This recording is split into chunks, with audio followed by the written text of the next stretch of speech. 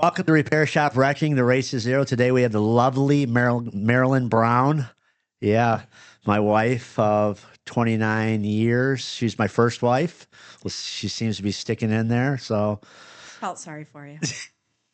I was just telling, yeah, you chased me around for how many years, and I finally stopped, and you tricked me into marrying you and all Well, the that first stuff. time I saw you was at Frigates in Wild Lake. Yeah, I freaking had my eye dotted with a freaking beer. Yeah. Oh no, you left that night, Yeah, and I got freaking hit with a beer bottle later that should on. have told me. And for once, I swear to God, still to this day, for once I was not running my fucking mouth, and that guy was just hit me. And who was it? Bob Hatfield. Bobby Hatfield freaking beat his ass after that because I was freaking. He smoked me. He broke my orbital bone and everything. I do all these podcasts about the shops and everything like that. You know how we do stuff. We talk about flat rate financial and stuff like that. I figure, people, you're arrogant. You're this. You're that. I think it's important for people to know where we started and how hard of a time we did have coming up. I mean, I touched on the Dave Ramsey thing a couple episodes ago, talking about, Christmas time. We were like, yeah, we have no money to pay the bills. American Express are due. We've sold pretty much everything we can to pay our bills. Now what? Right. We're fucked. So, let's start at the very beginning. I got introduced to you from Bob and Dana, who you worked with Dana at NLB for a couple years before I met you.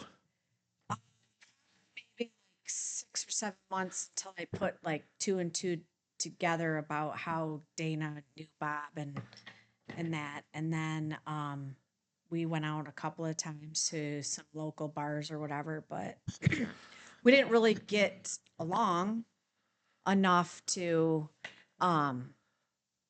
be friends, really. Like, you sat at one end of the bar and I sat at the other because you said some stupid shit. You fucking were a bitch. I did Still not am. get along with you. I argued with you every time. You fucking knew everything. Then I broke up with my girlfriend, or she Yeah. broke up with me, and then I was freaking in a bad way. Right. And again, I felt sorry for her. I love it. So we went to a company Christmas party, and the rest is blissful history. Well, it was kind of funny because I had fun with you, and I was just seeing a different side of you. We actually got along and talked and stuff like that. Once again, I was feeling sorry for you too. Well, we are a lot alike as far as, like, I think I should be alpha, you think that you should be alpha, and then we kind of meet somewhere in the middle. Like, the things that you say, I was talking about you yesterday with Bo. The things that you say. Who's Bo? For the listeners. Oh, he's our son. Our oldest son. Yes, he's our oldest son. He said, why does Dad say the things that he does? And I said, well, sometimes it's to get a rise out of people, just to see where they stand. And I think that's how our relationship goes back and forth, is like, I'll say something to you to piss you off, and you'll say something to me to piss me off. And I don't get like bent out of shape about the stuff. It would take up too much rent in my head if I took to heart everything that you said. A lot of times I don't even realize I'm saying it. Yeah. And what I'm realizing now, the more and more I do on this podcast, I don't put enough context from behind what I say. Mm-hmm. I'll just say something assuming that people are thinking the rest of the story. And they're like, what are you talking about? I'm like, oh, because a couple of times Jason's like, you said this. I'm like, yeah, I should probably put some context to it so people understand where I'm going from. And I think that's a big thing. I think that's because my mind is moving so fast all the time because I have so much shit going on. I'll just say shit. And then I'm like, look at you. And I always do the same fucking thing. I'm always like, right. Like, what the fuck's the problem? You don't get what I'm saying. But the one thing is, like, we fight, but in 20 minutes, it's over. So one thing we don't have in a lot of relationships, I think, what people have is we don't hold grudges. Right. I got way too much stuff going on in my life to have to worry about. Yeah, what you said to me 20 minutes ago or 2 years ago. I don't give a shit. Well, it's kind of funny you say you have too much stuff going on in your life. You fucking drive more than anybody I know. Now that you're retired. I don't know how I did it when I was working. Every time I open the app, I get something. I open that Tesla app to look at my truck or do something. That freaking Nana Musk is just freaking, the wheels are always rolling. Well, you call me all the time. Your back door is left open. It's not going to charge. You got stuff in your front seat. I'm like, okay, my car's tattling on me. I'll be at an estate sale or something. You'll call me like, it's not a very good thing if all the doors on the car are open. And then I know it goes home, then all the doors are left open. She's carrying shit in before I get home because she's a thrifter. I'm a thrifter. Right. So we started, we went to that Christmas party, and then I started hunting you down for the next week. Yeah, remember you called me home and my dad was at our house. And I said, anybody calling? He's like, yeah, name a few names. I'm like, that's not how it works, Dad. You got to take a message. But then you're like, I think he has a mentally challenged brother. She has a mentally challenged brother. And our friend's like, no, dude, that's her dad. He probably was like a case and a half into his evening liquid meal. Yeah, and anybody knows that I didn't say mentally challenged. I think he's a retarded fucking brother. I had to put the political spin on it. Yeah, then we started, you came over to my house and we watched that movie Geronimo. Yeah. I lived in my apartment. Then we dated for a few months and we decided that we should probably freaking move in together. So we ended up buying a house. Yep. And used my tax return, your tax return. Yep. And moved into the house in Livonia. Our first house payment was $613.43. That is burnt into my freaking brain. And I remember when the first year and then the second year, the escrow was off, and then they raised the taxes. It went up like $90. It was like the end of the world. Right. I was making like $12 an hour as a mechanic, working 60 hours a week. You know, and you were making freaking jack shit back then too. I think you were making $7 something an hour. Remember? I started out at $6.25 an hour, and I was getting like the first year that I started in August at NLB, and then they were having a lawsuit against them, and they won it. But it had been a many years extended lawsuit, and they won it. And the CEO or CFO walked around and handed all of the employees a bonus check, and I got a $500 bonus check. It was like $5,000 to me at that point. But yeah, I think I was making $7.15 an hour, and it was great. Right.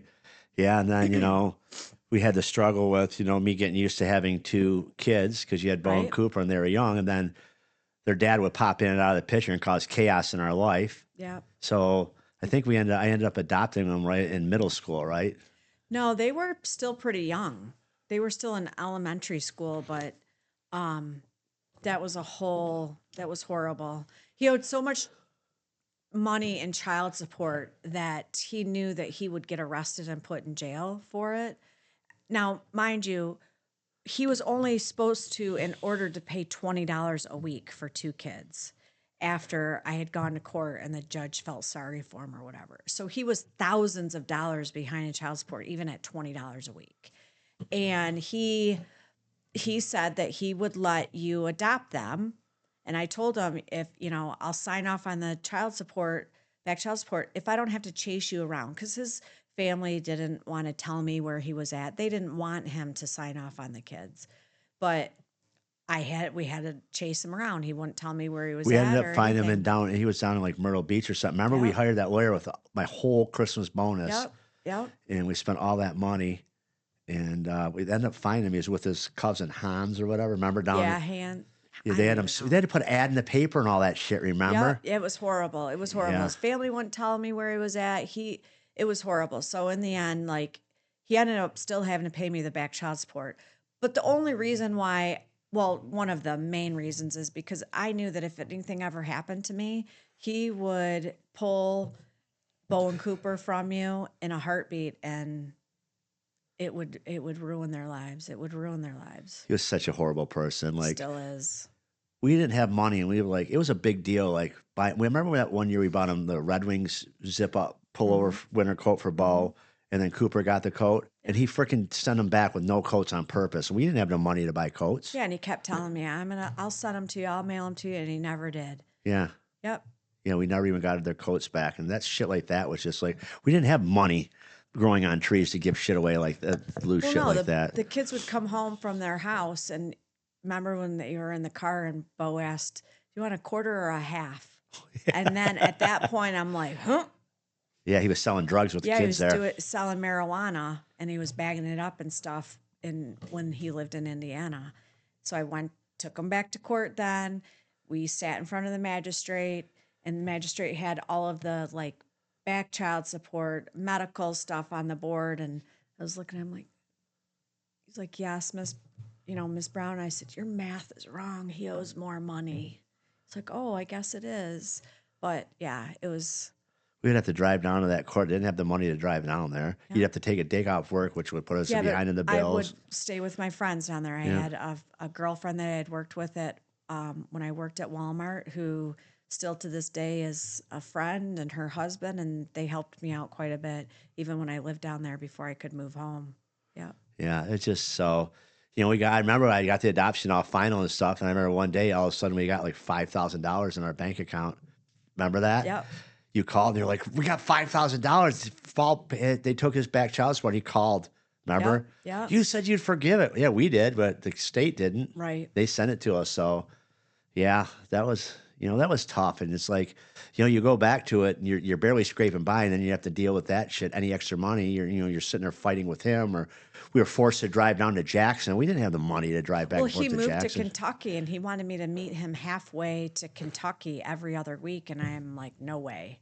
The only reason why we had to drive to Jackson was because he threatened me. Remember when I met them, he threatened me. He got into a big fight with me, and so we started meeting at the police station. So he couldn't. It was just. It's just a piece of shit. Like even after he was married and got divorced and stuff, his wife would call me on the phone years after I had been up here in Michigan again, and they would be fighting, screaming at each other in the background, and she would be calling me for advice. I'm like, what? I have no idea what you're doing. Yeah, you're just as fucked up as I was. Yeah. The guy was just such a pile of shit, in no regard for anything, So, then, as everything progressed, I started making a little bit more money, but I think we lived in that Livonia house for 3 years.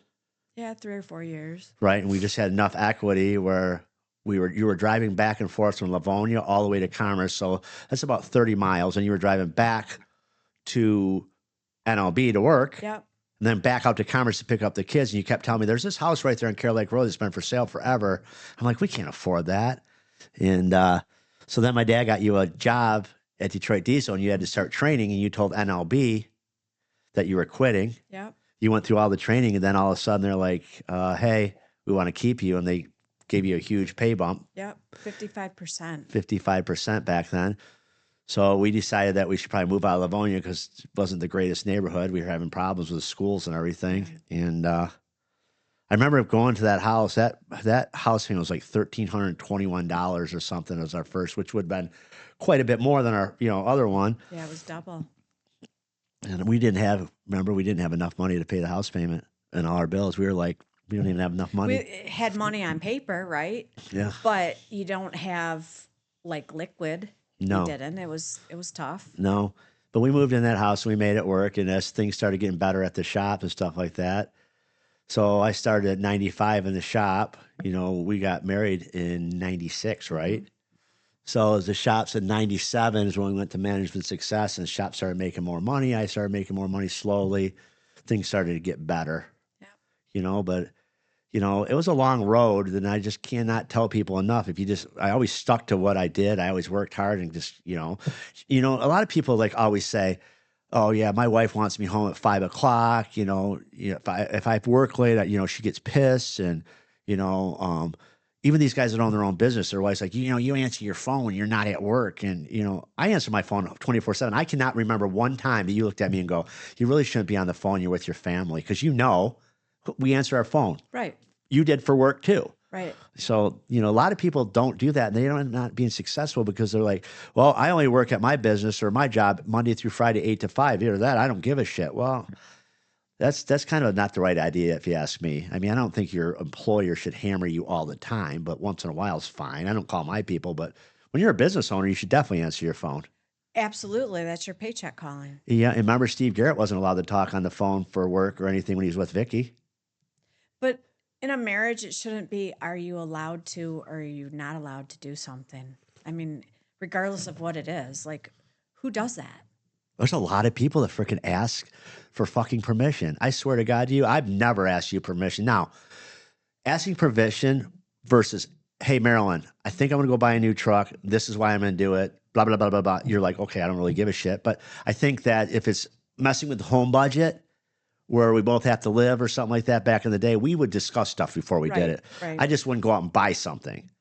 But I sure the hell don't ask you nowadays. It's like, hey, can I go do this? And you don't do that. Like, I remember when I bought my green truck, you're like, what are you doing at the dealer? I said, I bought a truck. You're like, when were you going to tell me? I said, when I got home. I said, like my new truck. Right. You're like, you're such an asshole. But, you know, but a lot of guys, I think that their marriages, the women, like, freaking, they have to ask permission for stuff. I mean, if you're a couple, a team, whatever, and you have to ask permission, something's fucked up. Exactly. Or you're going out with your friends and they get pissed off. Where are you at? Who are you talking to? Like, okay, if you have a strong enough marriage and you go out and you're at the bar or whatever, and your wife's calling you going, who are you talking to? Who's there? Something's obviously seriously wrong. Or the wife is guilty of doing something, so she's putting it on to you. Like, yeah, but there's one time I actually got very angry with you about you not telling me that you were doing something. I don't know where you were traveling to, but it was like you had diarrhea of the mouth. You called me at work one day and you're like, I went to lunch with blah, blah, blah. I know exactly what the situation. I know what it was. You want me to tell you? Yeah, go ahead. I was going to pick up a truck in Washington that we bought for Capital Tire in Azusa. I flew into a town and a girl named Kristen, who I grew up with, never had a remote romantic endeavor with, said, oh my God, you're in my town. You want to go to lunch? I'm like, sure. So I went to lunch with her. I called you. You're like, what did you do? I said, I just had lunch with a friend. You're like, who? I said, Kristen. She's like, I looked her on Facebook. She's a fucking good looking girl. I'm like, yeah, but she's Never my friend. said that. Yes, you did. No, I didn't. Yeah, you did. Said I said, I'm a good looking guy. You know, they all throw their stuff at me, hon. Yeah, but it was just weird. Like, you called me out of the blue and you're like, all right, I went to lunch with Kristen. I'm like, what? Well, first of all, like I told you very back when it happened, if I was going to be going to another state to frickin' have coitus with a frickin' chick, I should have wouldn't call you and be like, yo. No, but that's how you are. That's how you are. And you have been like that since birth. You would get in trouble or you would do something and you always felt it best. And you can ask your mom, you always felt it best to get it out on the table before anybody else put their own spin on it. That's how you are. Like, you don't ask for permission. You just say. And whether, people like it or not, that's how it is. Okay, fair enough, I guess. So, anyway, so you got in trouble. I forgot about that. And we took her to Chili's too. Way back. Yeah. Keep her in the old way back noggin, right? Remember when? Yeah, the remember when room. I had for lunch yesterday, but I can remember that. Yeah. Yeah, I don't really necessarily get jealous. I don't. Oh, come on now. Tell me when you got jealous. That guy at work. Oh, that guy? No. We went to Scott, his wedding. Yeah. That guy was so in love with you. He's at his wedding hugging you and won't let go. You're like, okay now, and you're patting him on the back. He's like, but you're the one that got away. I'm like, what the fuck is this? Yeah, we were in the wedding line. Yeah. And I, hugged his wife. Congratulations. I hugged him and I couldn't, I was going like this too. Yeah, he wouldn't let go. That's so funny. I forgot about that. His name was Scott. Yep. Yeah, I didn't get jealous then. It's like, Troy always jokes. Oh, I love Troy. Troy LD always jokes about it. Oh, you got away. You got Yeah. away. Yeah, it's so funny. There's a lot of guys that were hot to trot for you at NLB Corp. You were the forbidden fruit, if you will. No, so fast forward, you go back to Steve Jobs was right. The journey is the reward. Like, you start to think about the kids and stuff like that and all I was bitching a lot of times. I was going to baseball all weekend and doing that shit and we couldn't afford it. And we always made it work and stuff like that. All the memories back in the day, it was a lot of good times, It was. I mean, there were more good than bad. And that's what people have to look towards. I mean, that if it's all bad, then that's a problem and you need to move on. But if the good outweighs the bad, then. Yeah. I think, when we had the problems with the kids in college, when they came home from college, they freaking had it just, but you know what? We dealt with it all. And, one thing for sure, I've been threatened with divorce several times from you. From who? You. Oh, yeah. When I was pregnant. Yeah, I told you, man. I told you were a psycho. And I think it's funny. We'll tell the story like when you found out you were pregnant with Lincoln, Jordan wouldn't acknowledge it. Oh, no. Our youngest daughter's like, we didn't fucking talk about this We shit. knew it was going to be a problem. Yeah, we're not even talking about this. I'm the baby, and now Yeah. you're pregnant again? Yeah, we're not talking about it. Well, we went to dinner and we told her, and she's like, what? And I said, I'm going to have a baby. She's like, we're not talking about this. For months, like I kept telling you, I'm very concerned. Like It's going to shank it. yeah, like and thankfully it was a boy, because I think if we were having another girl, it would have been doubly weird. But the only time that she started acknowledging it was when I was taking off work because of my blood pressure. She was having to spend all the time with me. And now they, like she treats him like her I kid. remember when they came to the hospital and everybody held Lincoln and Jordan held him last. She's like, okay, I like him now. Yeah. And that was it. Yeah. It was a bit. I think that when Jordan got older and worked at the shop doing the books, when Vicky passed away and me and her did the office and stuff, me and her got really, really close. I mean, we rebuilt the whole accounting system. Right. And when she went to school as a nurse, going through the nursing and working at the shop still and stuff like that, I remember when she had to quit. I went my office was sad. Yeah. Because I got to spend every day with her and we got a really good relationship. And she used to tell everybody how to handle me. All right, when he walks in the door, don't start on him. You have to wait till just the right time to tell him bad news. I know. But she's like you too. When she was little and I took her, I remember, since today's Halloween, I took her Halloween shopping at the Disney store. And we still had no money. She was like maybe 6, 7 years old. And I bought her the whole princess getup, the dress, the gloves, the wand, the shoes, the, tiara. It was probably close to $200 I charged. And I said, okay, don't say anything to Dad. Like, I'll tell him. And she came home and we were showing you the outfit. And she's like, okay, I gotta tell you, she spent $200 on the American Express. Yeah, I was like, Jordan. Like, so she's a lot like you too. She cannot, like, we've always joked, like, don't take her to a bank robbery with you because she will spill the beans. She'll be like, all right, we're robbing you. Don't do it. No, it is so true. And it's so funny. And she's just so a matter of fact. It's like I was talking to her the other day, I said, we have your dog because we don't want your dog to bite your kids. You have 2 young kids. And I said, but you got to remember something. I said, I'm going to take care of that dog because he's been around since he's a puppy and I love him. She's like, I love him too, but I love my kids more. So he's out.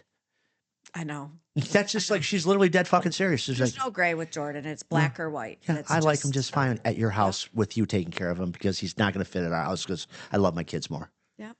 I'm like, okay. And Lincoln is a lot like that too. They're very scared to get in trouble, whether, they know that they're wrong or whatever. Remember when Jordan and him rode down to 7-Eleven on their 4-wheeler and she parked in a handicap spot on the 4-wheeler when we lived in Commerce and the police called you. Yeah. And what happened? She was crying and hollering and stuff like that. And I always told them, if you ever get pulled over by the police, call crying and I'll have them put you on speakerphone and I'll scream and yell at you, tell you you're in so much trouble when you get home and I won't really be mad. Yeah. And I called screaming and yelling. She was already crying. I go, God damn, Jordan, that was really good. She said, I was really scared. I thought I was going to jail. I was not faking it. I was scared.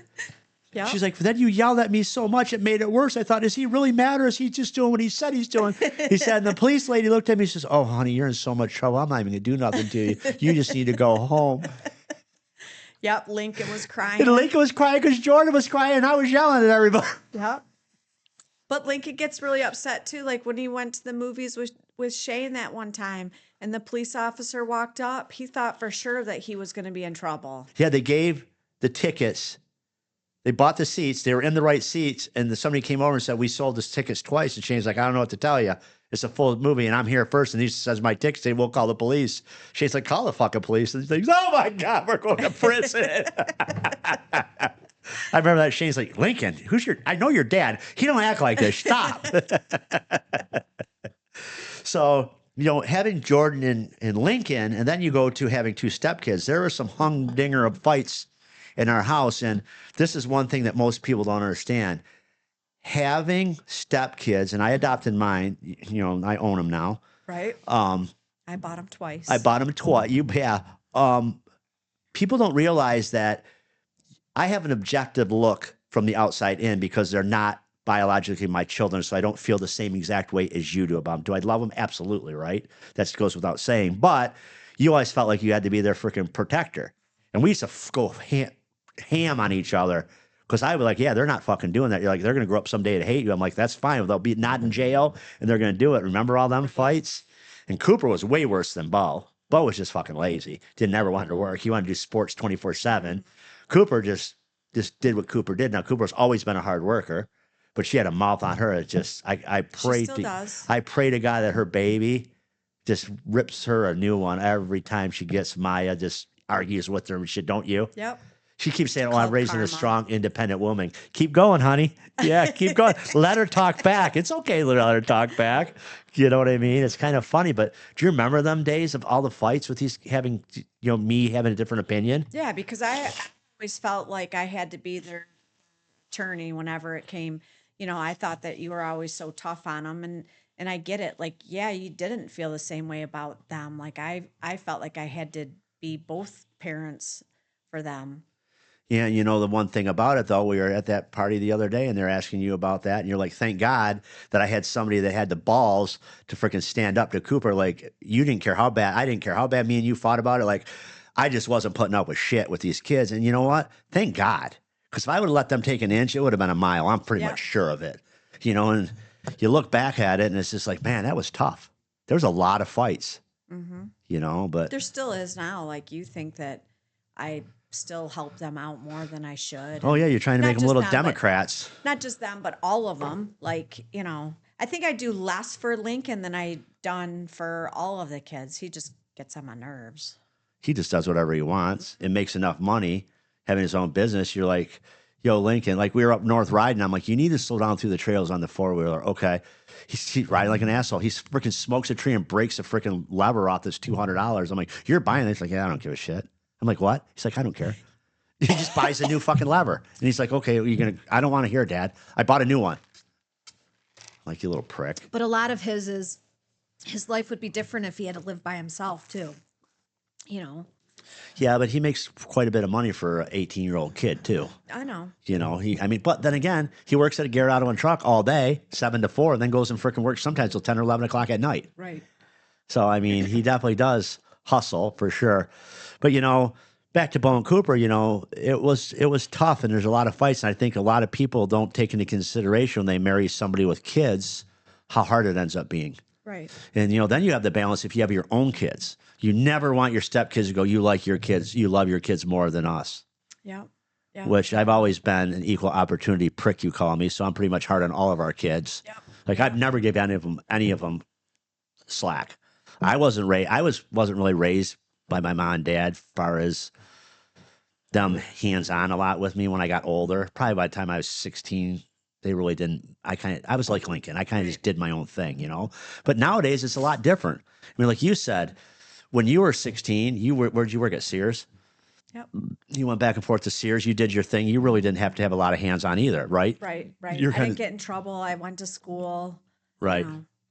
Yeah, I think things just have gotten so much softer, like in school, freaking all the bullshit we went through in high school with Bo. Yeah, but sometimes I think that like teachers or administrators, they hone in on a child and they are relentless about what they say and what they do to a kid. Bo would get in trouble for wearing a hat. Like, seriously, just wearing a hat, like that's you have bigger issues to worry about than whether a kid wears a hat. How about whether the kid is failing and not understanding a subject or whatever. It just, and I felt like they just, after a while, it's kind of like if you yell at a child or you yell at a dog too much, they're not going to hear you. And that's exactly how it was when they would call us all the time about Bo. I could tell I could you, yeah. give two shits. I can tell you the first time was with Scott Peterson. It was in frickin' Clifford Smart Middle School. He was wearing the "Don't Miss Next Time" with Saddam Yes. in the crosshairs. Well, the teacher ended up being a liberal, and he told him to turn his shirt inside out. And folks like, I'm not turning my shirt inside out. Well, they sent him to the office, and the office called me and said he needs to turn his shirt inside out. I said, no, he doesn't. And we had a big old argument, and I had to go have a meeting. And I'm like, we'll get the fucking news here and everything. He's not turning his shirt inside out. So they basically let him skip that guy's class. I made him wear that shirt, if you remember, every day. I'm like, we're going to rub this shit in their fucking face. right. We are not giving in. And one thing about Bo and my kids, I'm like, we don't back up. And I remember that. And then I remember, do you remember that redheaded teacher that we had to have the meeting with? Mrs. I don't know what her name was. She was a math teacher. Yeah, she was such a bitch. And we went in there and she started talking to Bo really bad. And I said, no wonder nobody likes you. You're a fucking bitch. Right in the meeting. That didn't go so good. But come to find out, you had friends of ours, kids that were on the honor roll, and Mrs. God, I don't remember her name. So I tipped my tongue. That were honor roll students that all of a sudden were getting freaking flunking grades from this Miss Monroe. Yeah. From her class. Well, she wanted them to do the problem how she showed them. And I kept telling her, it doesn't matter how the math problem gets done. If the answer is right, it doesn't matter. But she would mark them down if the kids did not do the steps that she taught them to do. I remember that. Yeah, we went through a lot of that. You know, do you remember the time that I spanked Bo finally because we grounded him for his whole freaking childhood? It didn't work, so I spanked him. Mm-hmm.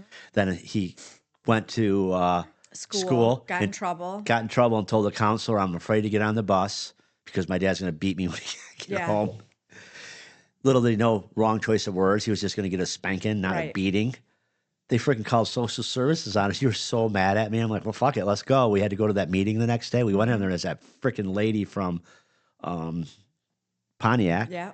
She asked me what happened. I told her the whole thing, and I'm like, yeah, I spank him when he gets in trouble. I've grounded him his whole life. I spanked him finally. I told him, you get in trouble again tomorrow, you're getting spanked again. And the freaking counselor, come to find out, had gone to a class about abused children, remember? Right. The week before. And the lady's like, so you spank him? Like, yeah, I'm like, yeah, I spank him on his ass. And you're over there just like so pissed at me that we're even in there. Right. And she's like, looked at me. She's like, I see no problem with parenting because that's what's happening here. He's being parented. I remember that freaking, and then she turned around and looked at that lady and said, you need to be more careful about calling us out here. You need to do your homework and blah, blah, blah. Right. You walk out, you're like, you're so fucking lucky. They're going to take the kids. Because if you remember correctly, before that, you were already pissed off about that because Cooper the year before went to that whole thing. And we were driving down the road right by Ivory Farms on Carroll Lake Road. And she said, I will call social services on you. Do you remember what you did? Hit the brakes. Hit the brakes, told her to get out. Like, go ahead. Like, but again, I think the schools indoctrinate these children by saying certain things. And I get it. Like, you need to teach a child to know and to be able to recognize when they're being abused and be able to say something. I get it, because there are a lot of kids out there that this is happening to every day, all day long. But it's gotten to a point where these children know what kind of buzzwords to say and to use, and that's the bad part. And it's not just kids. Adults know how to maneuver a situation to benefit them. They know what kind of buzzwords to say and to make you feel bad for them. No, I totally agree with that. And that's where we don't put up with this shit with our kids. We never have. And thank God we moved to Howell, away from Walled Lake schools. Oh, yeah. Because we had nothing but problems in Walled Lake, and then all of a sudden you go to freaking Howell, and like we don't ever hear from the school. Yeah, the kids their grades were better. Yep, it was totally night and day. I think and I grew up going to Walled Lake schools, so I'm like, this is a good school district, no problems, and it was unmitigated hell in Walled Lake. We were pretty much convinced Lincoln was pretty much retarded the way they would talk about him in the parent-teacher conferences in Walled Lake. Yeah, the drugs in Walled Lake. Yeah, were. I mean, heroin, like, seriously, that's yeah. And heroin was getting bad when Bo and Cooper were in high school. So Bo and Jordan and Cooper are what, 6 years, 7 years apart? 7. Yeah. 7 years apart. And it was bad when Bo and Cooper were younger. Jordan, she never had a problem with drugs, and Lincoln never even. Well, Bo and Cooper didn't either. I No. mean, but what I'm saying is a lot of their friends Did. got lost to, I mean, there's friends of Bo's that I never ever would have expected. One of his friends died from a drug overdose. Well, do you remember when all that really started? Is when they opened up the school of choice, and all them kids from Pontiac came out there, and a couple of them kids' brothers were drug dealers, and they were taking all that money or all the drugs into Wall Lake and giving it away at parties. Mm-hmm. They came over to our house, and remember, I said, "Get these fucking kids out of here." And you're like, "You're being racist." I'm like, "No, they're from fucking Pontiac, and we don't need that around here." And now you're being racist. And come to find out later on, they were the guys. The one kid died Yep. of some kind of weird ass leukemia or cancer or something like that. But remember, they were like, they brought the heroin in, come to find out, and they were giving it away just to get all these kids hooked, because there's a lot of money out there in Wall Lake, so we're going to get it. Remember that? Yep. It was crazy. And, you would think that the schools would have did something about it back then. I don't think they could react fast enough. I think it came in so fast and so hard. All of a sudden you wake up and everybody's addicted to heroin in Right, freaking right. high school. It's like, holy shit. Because they all go to a party and they're smoking it. Yep. Yep. Hey, you want to join? And all of a sudden it's laced with heroin. Then all of a sudden they're hooked on heroin. Yeah. It's like, holy shit. So, after so move fast forward, you really didn't have anything to do with the shop till when? I'm trying to figure out the timeline. I know me and Jordan were there. And then when Jordan went to become a nurse, you had to. I went part-time. Okay, that's what happened. You went part-time at It was NLB. 6 years ago, because I was part-time with NLB for 5 years, and it just was 5 years too long. Being part-time, it just kind of morphed into it. It was a, easy schedule or whatever. They were good to me. NLB was good to me. I don't have nothing bad to say about No, and what I got. You stayed there through COVID and freaking basically did payroll and kept all that shit going during COVID and a skeleton crew. And then it just got to the point where it's like you had to come to the shop because Jordan was retiring, going to become a nurse. So then, we had to freaking show you how to, obviously you got an accounting degree, so you kind of took onto it, but there's a lot of stuff going on in the shop. And this is one of the topics I want to really dive into. People say, oh, it's not hard to run an auto repair shop or truck repair shop. There's a lot of shit that goes in and out of it. So let's talk about that a little bit. Your credits, your freaking invoicing, and a lot of that stuff. Yep. I mean, just because it's a repair shop or a mechanic's, business or whatever, there's still back end stuff that happens that people have absolutely no idea about. You've got your workers' comp audits, you've got your garage liability audit, you've got a lot of the business side of the stuff that still takes place, and you have to have somebody that understands it and is okay working with outside vendors, and Yeah, and one of the things we've been around for 70 some years, that shop is, but the landscape doesn't even look the same as far as our vendors anymore. I mean, remember when we would call Bill at Glendale, or you'd call freaking Dan that owned Great Lakes, or, Roger over here, or Bob over there. You could talk to these guys and be like, yo, hey, this is going on. I'm waiting for a big check back in the day. They'd be like, cool. Now you're just another number. right. So we don't really get too excited about freaking our vendors anymore, because we've had all kinds of problems with these vendors. I mean, look at Auto Value switching their payables Right. to the point now they don't even know where to apply our money. You do have to do a spreadsheet now to tell them what invoices to apply the payments to, the check to, right? Right. That's just like craziness. Like there's so much more work because they can't even hire people that are qualified to run their accounts receivable department. No, but I kind of feel what has happened in the whole scheme of things is that, one, COVID, it reset the world as far as human beings, okay?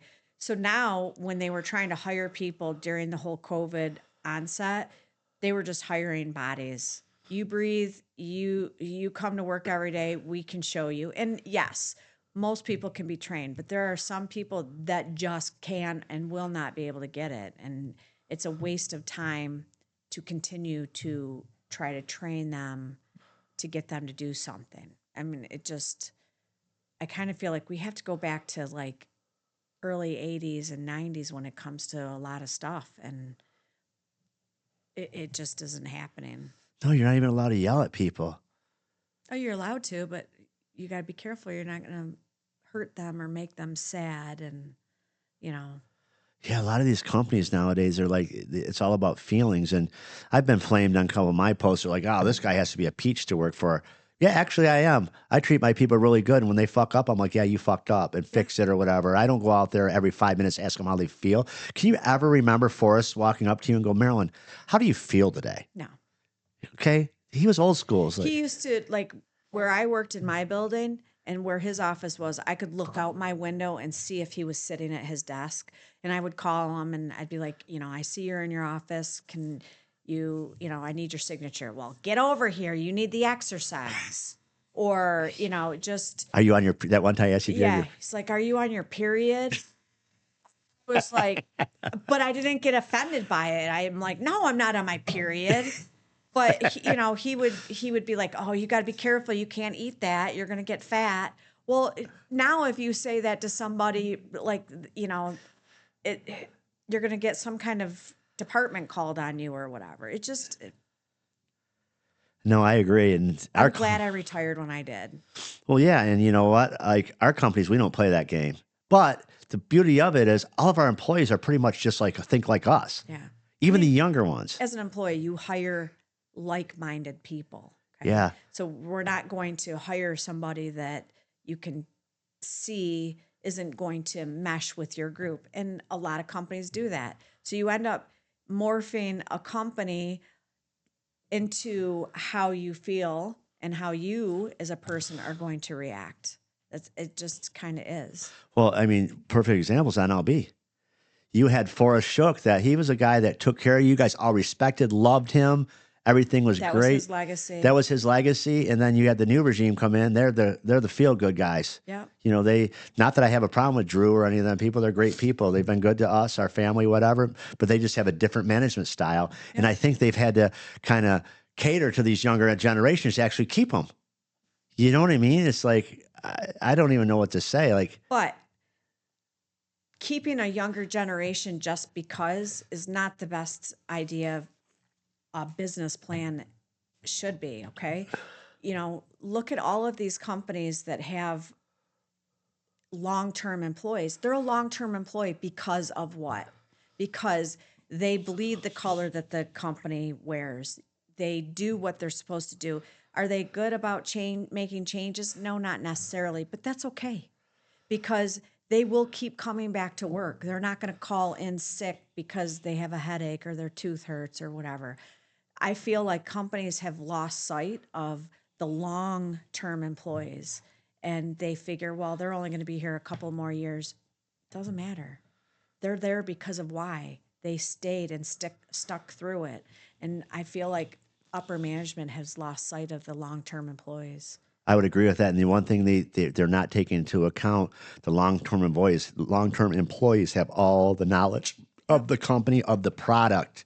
Okay, so they're like, yeah, well, you know, a perfect example is Doug at NLB. How long has he been there? 50 years? I'm sure it feels like that to him. He's like freaking Farmers Insurance. He's seen a thing or two, and he knows a lot about a thing or two, right? So he was there at the very beginning when they were building all these machines and stuff like that. The knowledge that guy has in his head is like, holy shit, right? Yeah. So you would want to hang on to them people. It seems like these new companies, not just NLB, all these companies are like, yeah, they're old, they're crotchety, we don't really like the way they talk to other employees, so we need to get rid of them. Well, you get rid of all your knowledge in a company, then the company starts floundering, and people are like, I don't know why our product quality has gone down and stuff like that, because the people who actually knew what was going on are gone. Or not necessarily gone, but they're kind of like stuck in the corner waiting for them to work out their time. And they're not consulted, they're not asked. Like it's horrible. And if it's happening at one company, it's happening at all of them. I would agree. We do not have a problem. We don't have problems like that in our companies because, like I said in my one post, everybody knows who's in charge. But, you know, I have Jim in charge at Motor City and Jason in charge at Garrett's, right? People are like, oh, wow, this guy seems like a prize. Like nobody can talk to him. Well, no, you have managers for a reason. Just like I said, you can't go up to, you're on the assembly line at GM and you're like, oh, so-and-so pissed me off. I'm going to go knock on Mary Barra's door. Right. Hey, down on the line, she'd be like, get the hell out of here. There's layers of management for a reason, right? But people are like, oh, yeah, you're a small business. You shouldn't have layers of management. Yeah, you should. Okay. That's the way structure is. That org charts are made for a reason. Right. You know, but a lot of these guys, I think a lot of these companies put the wrong people in the wrong place because they're in a clique. So like, oh, I like Marilyn, so I'm going to bring her over here. Let's go ahead and give her money, even though we're going to give her a job she's completely not qualified to do. Yep. Okay, you can't put somebody in a technical job and say, yo, you're the freaking technical manager when she's never even done anything in that arena. Right. Right. You know, Just because they work hard and they're loyal to you as a manager or whatever. It's not like I don't feel like I'm racist or sexist or anything like that, but I'm telling you, I would not be able to run Garrett's because I don't know how to fix shit. Like I don't have that ability in my brain to say, oh, what is the one thing that I think needs to be fixed on every vehicle? control module. Yeah. Just because you're escort, you would quit and need the module back when you were younger. Like, I know my place. I know it. And I'm not the least bit upset to say I can't do it. There's people out there that act like they are the shit, but all they do is regurgitate what other people have said and what other people are saying. And it drives me up a wall. Yeah, we've gone through that in our career where some person used to freaking take what I would say and go to a meeting and say all this shit. So Marilyn told me, so I gave him a bunch of wrong bullshit. And they went in the meeting, told a bunch of wrong shit. And everybody's like looking at him going, what? Yeah, we shut that shit down quick. Yeah. Because all that person was doing was regurgitating what you were saying and making themselves look better. And that's very sad that you have to do that. Yeah, that's called a freaking scammer right there. Yeah. Yeah. So, we are very particular about, like, the number one thing I am very particular about is people's paychecks. And people say, oh, that's bullshit when I say it on social media. It's true. I look at the freaking payroll numbers every week, don't I? Freaking, hey, is payroll processed yet? I look. If I don't do it because you're busy in Florida for the 5th time that month, I freaking look retirement. I look at the paycheck because I believe that you cannot mess with people's paychecks. I agree. They're there for a reason. So if you make a mistake, because there's been a couple times where these guys, the one time Nick didn't get freaking paid because paycheck screwed up, remember? Yeah. I freaking knocked on his door and gave him the freaking money like 2 hours later when he said, hey, I don't think I got paid. Funny thing is Jason Spencer didn't get paid one time for like 3 weeks, remember? He never even noticed. He's like, yo, can you look? I don't think I got paid for like the last month or something. My wife said something to me. Like, you have too much money if you didn't get paid for a month and worry about it. That happened when I was doing payroll at the other company. The employee called me and he's like, Marilyn, I think I've gotten a paycheck in 6 months. And my stomach dropped because I remember this. I had changed this person's direct deposit based on an email that he had sent me. Well, it was a scam email. Yep. So his paycheck, $40,000 was going to like Afghanistan or Africa or whatever. It was, as soon as he said it to me, my stomach dropped because I remember changing it. But then I didn't understand where, I changed his direct deposit. He would have gotten an email saying, thank you for changing your direct deposit. Like there were things in place to have stopped that, but it didn't happen. It was horrible. And I believe that we had to make a police report and the FBI got called in. I mean, I thought for sure I was going to lose my job and I was okay with it because I would have fired somebody for doing that too. But you did what you were supposed to. But if you remember correctly, you told me that Forrest said if somebody wants to change their direct deposit, they have to fill out a piece of paper and walk over to your office and put the piece of paper in your hand. Yep. Do you remember that? Yep. And then the new people said, let's just go ahead and do this email form. And then that happens. So how can you really be right? If you change the process and you got caught collaterally. And that's the whole point of having processes in place, right? You have them, and it goes back to the long-term employees. These processes that we do might be dumb. They might it's a waste of time, but they are in place because somebody got scammed out of $40,000, and the company ended up paying him for it. But there's processes in place, and the new people that come in think that we don't have to do that. That's just stupid. Well, they're going to learn because this is going to happen. This is going to happen. and they're going to have to change their processes. Perfect. But Yeah. they'll never admit it. Like, they'll never admit that what we had in place before I left was what we should have had in place. I agree. And not to mention, people nowadays, and it goes on at Garrett's and at Motor City, are like, send us your bank info, ACH, your email. I'm not emailing my freaking routing number, my bank account number. Right. Like, the only way you could do that, and this is a tip that I learned a long time ago, if you're going to do ACH stuff, in and outs, you need to have a park account. What is a park account? It's meaning you give this one account number that always has no money in it. Right. When the money hits, you transfer it out of that account so somebody can't pluck it. It's like a sweep account. Right. Just sweep it out. Yeah, exactly. Sweep account, park account, whatever. Yep. Yeah, I agree. But a lot of people just give out their freaking regular company information, bank account, and then your shit's out on the web. But the problem too with that is not necessarily that they don't want to give it out. Like, I don't have it in me to scam somebody.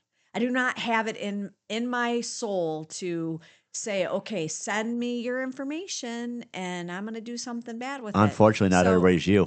I know, but I look at it as like, I don't feel like I'm going to get scammed. I guess maybe if I would be more cautious but I've got you for that. I got people. Well, it's kind of funny. They say the people that usually blame you for stealing are usually the biggest thieves themselves because they think that way. Okay, oh my God, I have to have a lock on the door because, I would steal that shit. Yeah.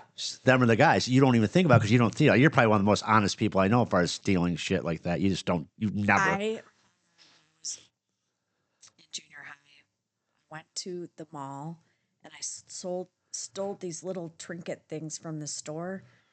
I literally was so sick to my stomach. We walked across the mall to a Hallmark store, and I took those little trinket things and I put them in the card. That was the only time I ever stole anything. I went home. I think I was in bed for like 3 days. It was horrific. Mama says you're a Jezebel. Stealing from the Hallmark store. Yeah. You throw up in the air and they come down in a parachute. It was horrific. Isn't that crazy? Yeah. But there aren't people out there. Our kids don't. Now that I think about it, I've never had a problem with any of them really stealing. No. Yeah, no. But there's a lot of scammers out nowadays, and you're freaking all the time. I mean, okay, let's talk about credit cards. Oh my God, we do everything we're supposed to.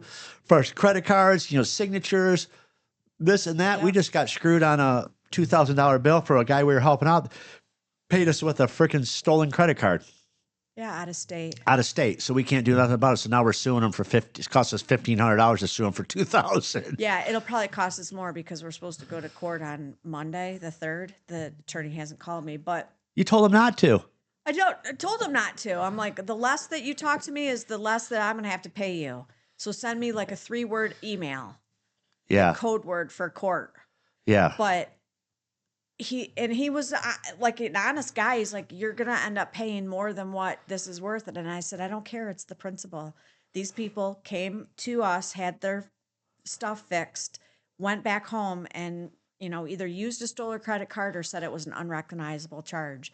And I called them a couple of times and talked to the owner. I talked to the owner's wife. I talked to the actual driver that came in. They knew what they were doing. They knew, and they hung up on me. And when I got hung up on that last time, that's when I'm suing them. Yeah, it's it's always the same thing. Unfortunately, these trucking companies that come in and out of town, they're horrible. They're horrible. There's exceptions. There are people. I can honestly tell you, I can't think of one over-the-road truck driver that came to our shop over the years that I've really said, wow, that's a great person. I'm glad I helped them. Every one of them, you're too expensive. You take too long. You're this, you're that. So now, unfortunately, they've kind of ruined it for everybody. I don't help people when they're kind of transient coming through or whatever, Well, they got to use cash. Yeah, I had 2 guys here today. They the door was literally hanging off their freaking semi-truck. They're 2 Indian guys. And I could hardly understand them. I'm like, they're like, can you strap it closed? I'm like, no, I'm not strapping it closed. That's like a freaking DOT violation at its finest. We just have to drive it not very far. I go, where are you from? It says California right there. Right. Well, could you just strap it? No, think about this. I'm not here. One of the guys just helps them out, puts a strap on it. They're driving down the road. The strap breaks. The guy falls out. Who strapped your door closed? That's a deal. Like, no. Unfortunately, you can't help anybody nowadays. And if you do, you better have your freaking everything signed and laid out and, all that stuff done. Because we've had all kinds of problems, over the years with these credit card stuff like that, and finally, you know, we learned how to deal with a lot of this stuff, but the audits and stuff like that you were talking about, no one talks about that. Like the insurance audits on these. I mean, I don't think we've been hit because we pay attention, right? Yeah. I mean, I think the biggest bill we got is $900, right? Yeah, 700 I think was just the last one. Yeah, a few years ago, before you were involved, we got a $10,000. We were off by $10,000. I remember that. I was like, oh my God, I had to make up payment arrangements with them. That was several years ago before we could probably afford it, but nobody wants to afford 10,000 freaking dollars. Well, I'm not saying that insurance companies scam employees or employers, but if you as an agent do not know to tell the employer what they're paying for, your premiums, they're not going to understand at the end of the year. You're going to get audited. And if your premiums were not based on your payroll or your sales, they call a true up. They're going to true it up. Like you should have been paying more premiums to them. So that's why you got a $10,000 bill. So it's just, you know, as a business owner, you have to know these things, because if not, the first year is going to be great. You're not going to have hardly any bills. Your premiums are going to be low, but you're going to get screwed after that first year.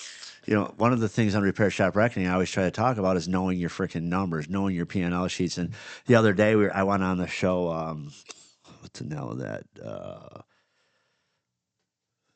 Shop owner, Confessions of a Shop Owner or something like that. And he asked me what's the first 5 things on the what's 5 things you look for on a P&L sheet. I'm like, I usually look at the first 5 lines on ours, and you know, cost of goods sold and stuff like that. I'm like, charging enough for the stuff I'm buying. I said, after that, everybody I've ever come across, their P&L sheet's so messed up. No, most people don't even know what it's supposed to even look like. Right. You know, how long did it take us to get our P&L sheets to the point where we could do it? Even though the other day, Maria, when we were in that meeting, she's like, you need to change this on your P&L and add these things together. Right. Because you look at Motor City's P&L sheet, it's a lot easier to read than Garrett's for sure. Right. There's a lot less going on. A lot less going on. But, you know, it's very interesting that I keep always going back to the very leading factor of repair shops having struggles is they don't charge enough money for what they do, or they let the people bring their own parts so they can save them money. We're not here to save people money, you know. It's a business. You're not a nonprofit. Right. I mean, people need to understand that. If you're not a nonprofit, you're in it to make money. And yeah, you're not gouging them, or you're not,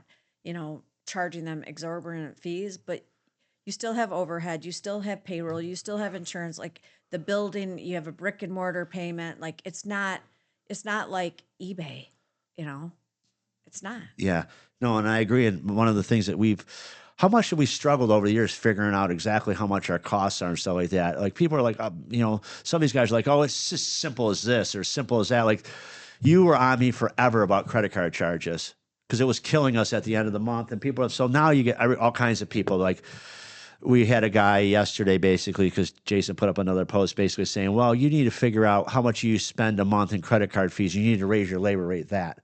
So wait a second. So we're going to raise our labor rate. So we're going to raise all our bills so the credit card company is going to get more money. Right. Right? Right. Isn't that essentially what's going to happen? Exactly. If you raise your bills to cover the credit card fee, you're raising the bills to give the credit card company more money. Yep. I think our thing is if you use a credit card, you pay 3%. If you write a check or you pay cash, you don't pay at 3%. The other guys are like, that's so stupid. I called my accountant. They said just add 3% across everything and you're good. Let's go ahead and raise the prices again so we can get the credit card companies more money. Right. Then they come up with, what you didn't say is this is a tax write-off. It's not one for one. You don't spend $40,000 in credit cards, get fees, and all of a sudden get $40,000 back. Right. You might get, what, 22%? 20 Right. of that money back. It's still money. The credit card companies are the ultimate scam. Think about it. They're charging the customer for using the credit card because the guy doesn't pay his bill off. He pays interest. Yep. And then they're paying the shop for taking the credit card. Yep. So they're getting it on both ends. But you're the asshole because you charge 3%. And some of these people are like, I don't do businesses with people that charge credit card fees. Okay. Good. I'm going to go to the Secretary of State in Michigan. They charge 3% processing fee in Michigan. So next time I'm going to go get my license plate. I don't go, we mail them in. But if I did, I'm going to look at her and go, you know what, lady? I'm not paying a 3% fee because I don't do business with people that charge a credit card fee. What do you think they're going to do? They're going to take the freaking license plate and go, hey, asshole, you don't have a license plate now, too. Right. And that was the big fight with us. I'm like, we need to do this. You didn't want to. And I kept saying that everybody's doing it. I go to the bakery and I use my credit card and I get charged a 3%. It just is like it's death and taxes. You pay a credit card fee. Like Right. You can't bitch about it. no. And how many times over the years I say, Marilyn, so-and-so brought their own parts, and back when we would do that, and what did it do? It caused nothing but trouble. Yep. Like, you know, I think for a while there, you were kind of like, you didn't really understand like how shitty sometimes the business part of the repair business can be till you started listening to Lincoln coming home now that he's working at a shop. Going, man, Mom, these people are nuts sometimes. It gets trying. I guess nowadays, any customer service job has gotten worse. Regardless. Well, everybody's so used to be sitting behind a keyboard running their mouth. So when they come out into the real world and they start running their mouth, then all of a sudden, you know, they get told to get lost at our places, stuff like that. I think this whole business has changed since COVID. People act like assholes. Yeah. I mean, and customers don't stick with you like they used to. No, but you're an exception to the rule. You're not like Mr. Walmart. You know, you don't. Somebody comes in and complains and complains and complains, and you say, okay, just take your stuff, come and get it and take it. Most people, you would be like, what can we do to make you happy? It's not people. I went to Walmart one time with Lincoln, and there was a guy there that was trying to return a tent, and he was trying to show them his Sam's credit card or something, and she was trying to tell him, I can't return this tent, you've used it, you didn't buy it here. He like really like was ripping into her, screaming, and everybody was doing something. He turned around, he looked at me. Obviously I must have had the face because he's like, you want to fight I'm like, what? Like, I didn't even understand what was going on. He's like, I'll go get my wife in the car and she'll fight you. I'm like, what? In the end, like, that's just like people expect something for nothing instead of being told, no, you can't do it and just move along. I know it's always like we have our little rubs with people out in public sometimes, and people just act like complete assholes, and I yell at them. You're like, oh my God. No, you jam them with their shopping cart and stuff. Well, yeah, when you freaking cut me off. Oh, you're talking about the one time when the guy said next in line, I was standing there and the guy freaking whipped his cart and smoked my hand. Yeah. And I grabbed his cart and jammed it back into him. I told him, you just settle your ass down. Yeah, but that's just a perfect example. Rude people. Yep. You know, and a lot of people just take this shit nowadays. I was at Kroger yesterday or the day before, and Maya was in her car seat in my cart, and this guy came around and like jammed past me and hit the cart and pushed her all around. I'm like, hello. He's like, oh, sorry. I'm like, yeah. But they just don't. People are so worried about themselves, they just don't think. We had a guy come in here last week wanting to buy a tire and a wheel, and he wanted a discount. He wanted that. He wants this. This is too much. I want a discount. And Jim's like, you just need to get out of here, buddy. What, you don't want to sell me a tire? No, not really, because you're already telling me your problem. Just go ahead and get out of here. I'll give you a bad review. Okay, make sure you mention me by name. Jim was an asshole, and leave. Like, I don't get, like, there's a guy on one of my posts who said, businesses live or die by Google reviews. That's exactly why Google reviews hold so much weight in most people's companies. Look on Garrett Auto and Trucks Google reviews. I go ahead. I argue back with the people because a lot of times they give me a bad review. It's not our fault. They're lying. They're lying about the story. So I just call them right out on the shit. And people, you know, the funny thing is people never, ever came to me and say, man, you have bad reviews. They said, I came to you because I read your reviews. I like how you argue back with people. You don't care. Right. And our one marketing person, the guy we fired because he was ripping us off, basically said, oh, man, you got a bad review. Let me answer. I said, no, I'll answer my own reviews. And he would be wanting to always be like, you need to say this. No, I'm going to tell him exactly what happened. You weren't there. I was there. The guy's a liar. Right. I don't start out, I checked my database. I don't see your name in there. Right. That's always the bullshit. I want you to be happy. Call me. Here's my number and here's my email. Right. No. You came in, you act like an asshole. We told you you're an asshole, or this happened or that happened. And you know what? We told you to leave. You were mad. We were mad. Here it is. Or the guy that thinks he's a freaking wolf that freaking just gave us a freaking bad review on Garrett Auto and Truck because he's mad that we use AI because I said I use AI on my podcast. Go look at that. I think it's great. I argue back and forth with them. You know, he told him to go basically howl at the park or the pack or something. Like, we don't even care. And he's like, you're trying to threaten me because you said who my name is? No, we're trying to show everybody how mentally unstable you are. You think you're a dog. You're sitting there busting my balls because we use AI when you think you're fucking Benji. Right? Yeah. That's like, come on. So this has been a lot of fun talking with you because, but, anybody that knows me knows, like you said earlier on, I just pretty much throw it out there. And, sometimes we offend people and other times we don't. And I always tell Jason, it looks like more people like us than hate us because our numbers on social media are growing. But it's not personal. Not personal. It just like I had to get off of your social media posts because I would get pissed if people said negative things and I would want to start saying stuff. So finally I'm like, just take this off my phone. I can't stand it. But everybody's going to have an opinion. Everybody in life, it does not matter what you do, how happy you make them, how mad you make them. Everybody has an opinion. And that is a good thing, right? We live in America. You're allowed to have an opinion. You're not, it just is. But they're just now starting to shoot people. So we got a few more years before no, they're just starting now to shoot people for having an opinion. So we got time before they get us. Right. But it just, I don't know. I think it was funny because when me and Jason first got together, we had that post go viral of me yelling at that guy for the thing. And Jason's like, oh man, they're flaming him. So he calls me. He's like, yo, you see that post? I'm like, yeah. He's like, you want me to take it down? I go, fuck no. He's like, man, they're saying some mean shit. I don't fucking care. Like, I do not care what people on social media say. I don't care what these other influencers say. I don't care what any of them say. But the sad thing about it is like you read every day an influencer has committed suicide, an influencer committed suicide. And a lot of it is because of what people are saying, because they're taking it personal. Like, we need to circle back, whatever buzzword you want to call it, and get back to the core of what everybody is about. Men have a penis, girls have a vagina. Like they said in that freaking kindergarten cop. Yeah. Okay, there's two sexes. Okay. People might freaking say something that's going to hurt your feelings. You might want to take into consideration they're right. Yeah. And you know what? You want to be LGBTQ, LMNOP. It does not matter. Like, that is your business. Yeah. But go be gay over there. But if you're going to do that and you're going to put it out there, expect people to give you their opinion and not take it personal. Am I going to take it personal that, oh my God, her bra strap is, showing under her shirt? I don't give two shits. Well, I was got telling other stuff to do. I told Lincoln that the other day. I said, Lincoln, I go, when people start running their mouth online and start giving you a hard time, go look at your bank account. He goes, why would I do that? I go, tell me when the freaking bottom number of that bank account changes. I go, that's when you need to worry about people's opinion. Otherwise, you keep doing what you're doing, number one. Number two, if you're in a video game and you're going the right way, what do you run into? Bad guys. Okay? That's how you know you got to have haters. If your shit's getting out there, you're going to have people hate you. There's people that hate me all the time. I read some of the posts. I just stopped reading them. I was talking to Shane about it. He's like, man, can you imagine Donald Trump sitting there reading his posts? Right. He would open the window.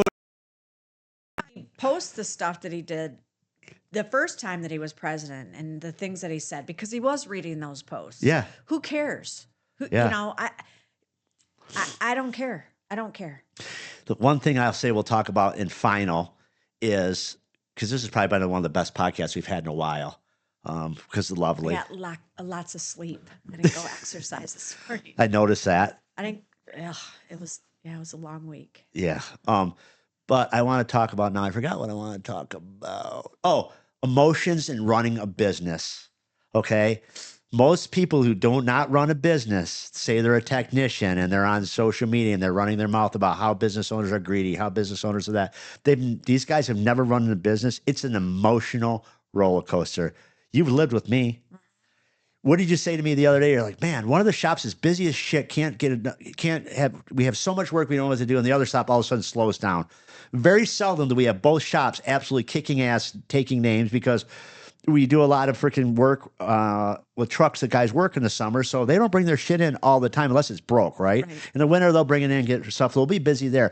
Then you're out here at the collision shop, there's an ice storm, people crash and stuff like that. But the money going up and down drives people nuts. I don't care who you are. There's no way in hell, if you're in a repair business or you're in a business, that you're completely flush with cash all the time. The only one I could think of that you'd probably do pretty good is like when people were selling the marijuana. Oh, absolutely. They were bringing so much money in. These guys were carrying duffel bags into the banks and the credit unions, and they wouldn't take it. Remember? Right. But people have to understand that it's not going to be on an upward scale the whole time. And yes, as a business owner, you worry about paying your bills, you worry about paying your employees. There's so much more to, oh, I'm just going to start a business. You do that for, $100, I could do it for 50. It morphs into something so much bigger. Right. The one thing that you're always complaining about, which we can't do nothing about, are credit cards. The guy's buying parts on the credit cards because now the local parts houses don't have it. We have to go online and buy it. So we buy a lot of parts online. Our credit card will hit 50,000, boom, like that. Yeah. We pay $30,000-$40,000 at a time. Sometimes we spend $100,000 a month paying the credit card down because we're buying so many parts and shit like that. Right. You have to have deep pockets to have even a smaller size shop nowadays, especially like the stuff we do. I started taking deposits and people are like, well, that's a sign of you not being successful, you're not charging enough, you're not being a good business owner. I don't give a shit who you are. You get $200,000 or $300,000 worth of parts out there and you're floating it, it gets a little freaking irritating. So not even that. I mean, it could bankrupt a company. Right. So what we do is we take half down on some of these $50,000 jobs. We'll buy the parts and we could float the rest till the job's done. But you can't buy $200,000 worth of parts in 1 month and then sit there and wait for the shit to come in. And, it's kind of hard. Now, if you're obviously a repair shop, like an auto repair shop where you're buying calipers and your auto parts bill is $20,000, that's not a problem. But when you're getting a $200,000 range, that one engine was $90-some thousand. Yep. Okay, then we put the labor on top, it was like 110. Yep. Okay, then we had that month, I remember correctly, we had that truck, we had some DPF, some SCR systems, and I think we had that one Freightliner truck. I mean, I remember we were like $300,000 in parts in 1 month. Yep. Okay, that's a lot of freaking money to sit there and put out. We could do it. For a small business. We could do it, but it's like, yeah. Yep. Then all of a sudden the guy's like, we'll pay you in 60 days. No, that's not going to work. Right. So I think our type of business, the truck repair business and stuff like that. I got a truck right out there right now that's probably going to need $40,000 worth of parts. I got to order next week. We're going to have to write the check for it and just wait till we get paid for it. But hope that you can get the job done within the same month.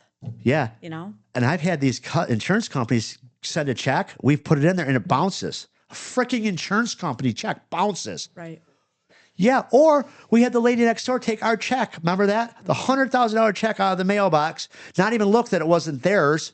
Frickin' took the picture with Chase, then said, oh my God, he made a mistake, and gave us the check. The $100,000 went in their bank account. We put it in our bank account. They put the check back, said it's already been cashed. Yep. We called the insurance company. The insurance company's like, you got the money. It's cashed. We're like, we don't have the money. Well, the check was cashed and it was made out to you, so you do have the money.